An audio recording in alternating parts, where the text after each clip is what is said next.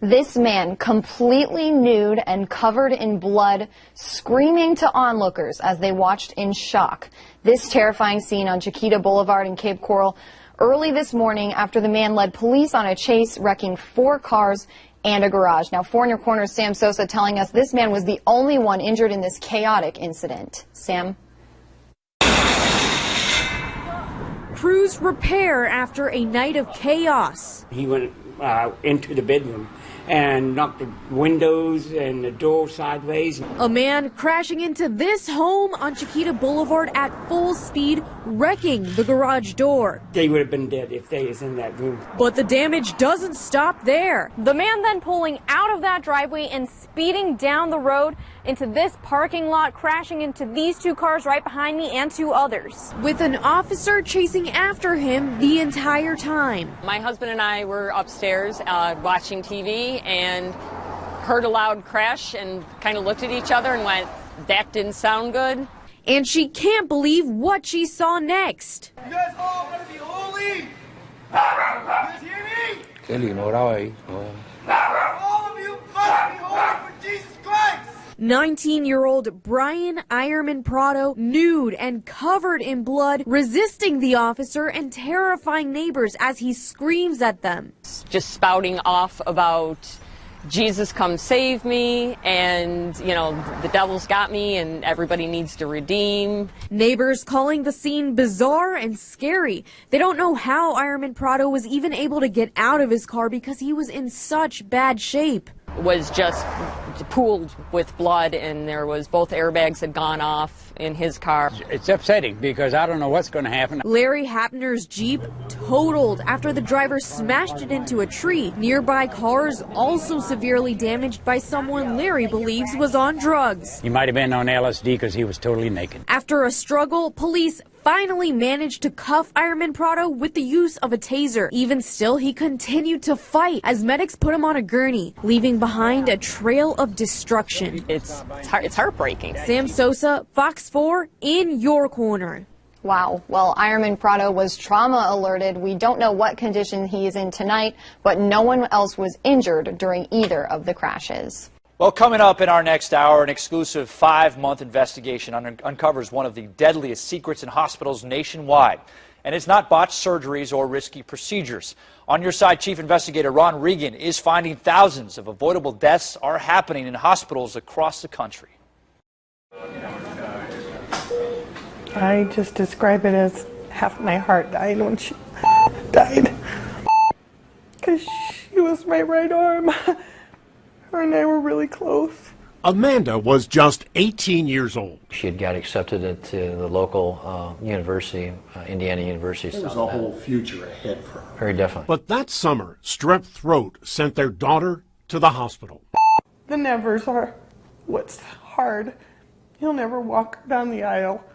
I'll never get to pick out a dress. I'll never hold her children. Something went terribly wrong. We got a phone call that she was dead in bed and they were doing CPR on her.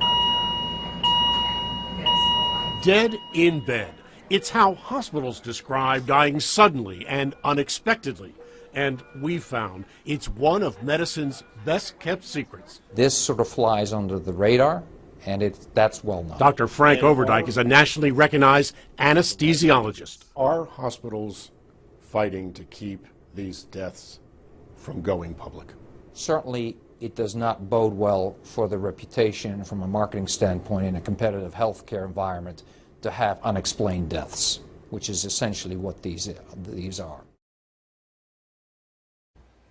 That was Ron Regan reporting. Now, it seems almost impossible to believe, but it is true. Hospitals know how to save thousands of lives, but also allowing patients to die. Ahead at 9:30, we'll have more on Ron's full investigative report.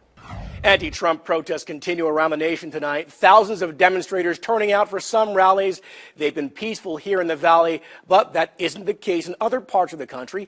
13 Action News anchor Steve Wolford explains just how far they can go.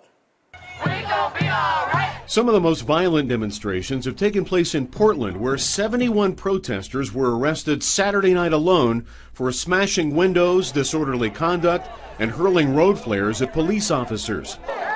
That's something 13 Action News crime and safety expert, retired Metro Lieutenant Randy Sutton, says won't be tolerated in Las Vegas. However, Metro officers will do everything possible to let protesters exercise their free speech rights. What is okay is the free expression of speech and the peaceful expression of that. And that can include some actually pretty vile stuff, cursing and screaming. Law enforcement officers don't have the ability to charge someone with disturbing their peace. So they have to accept certain things. And then there is a line that will be crossed, and that is if you touch a police officer, that's the end of the tolerance. If you spit on a police officer, if any part of you threatens a police officer, that is where the tolerance ends. That's when police can declare a protest an unlawful assembly, and the situation dramatically changes. Police can then order the crowd to disperse. If you disperse, you're okay. If you don't disperse, then you now become one of the not peaceful protesters, and then you will go to jail. Police can also order a crowd to disperse when the rights of others not involved in the protest are infringed upon, especially when there's physical contact. That also includes things like blocking traffic, which we've seen in cities like LA. Blocking traffic has now become the very trendy way to protest. And blocking traffic is illegal. You don't have the right to infringe on the rights of others. Steve Wolford, 13 Action News.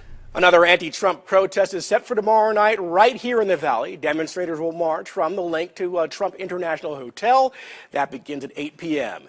And Sutton tells us Metro has enough resources to keep large crowds from disrupting traffic. He also points out different police departments handle protests in different ways. Yes, in court we learned that this all started when one of the men sentenced today dropped about $80 outside a store in Detroit. A 13-year-old boy picked it up and pocketed it. In retaliation, that man and another woman kidnapped and killed him. We first showed you 13-year-old Deontae Mitchell's face when police issued an Amber Alert.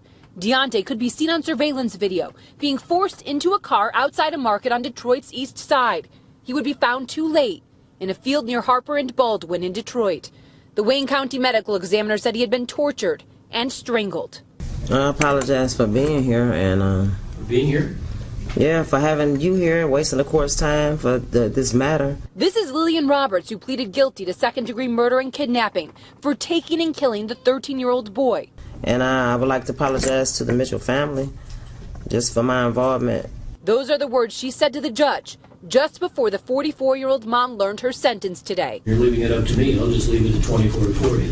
For unlawful imprisonment, Judge? Well, it's concurrent with the murder. I would just like to say I'm sorry to the family.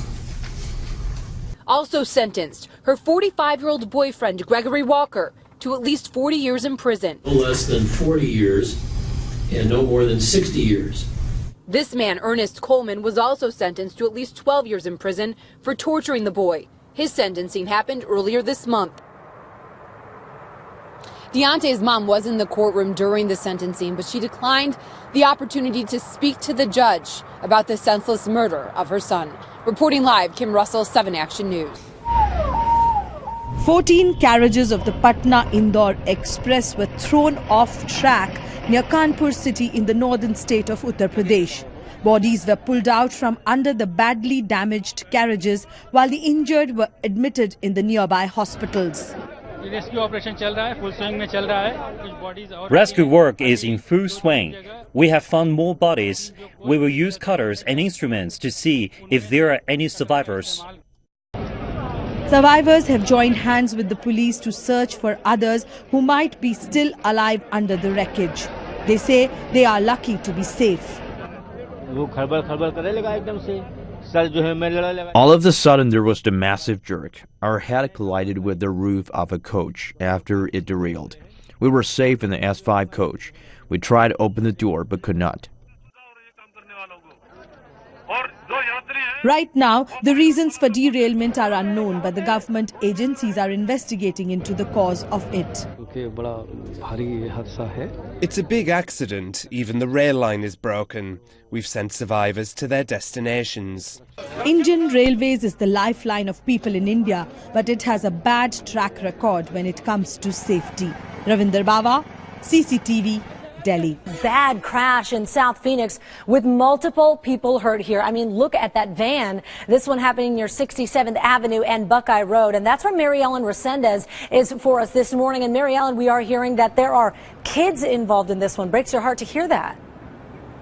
There are, Allison, about 4 children that were seriously injured in this. This is exactly where that van ended up right after that accident. Take a look at the video shot last night by photographer John Pellizzari, and you can see the extensive damage to the passenger side of that van. Now, Phoenix Fire not telling us yet exactly how this accident happened. It is all still under investigation, but we do know 5 people in that van were injured, including 1 adult who's in serious condition and 4 children, as you mentioned, that are also, they were rushed to the hospital in very serious condition. We've not heard yet whether or not they were belted in, but you can see how that van door was just sort of removed there. So we are waiting to get more details on this accident, of course, the condition of those 4 children. We're live out off of 67th Avenue and Buckeye. Mary Ellen Resendez, ABC 15 News.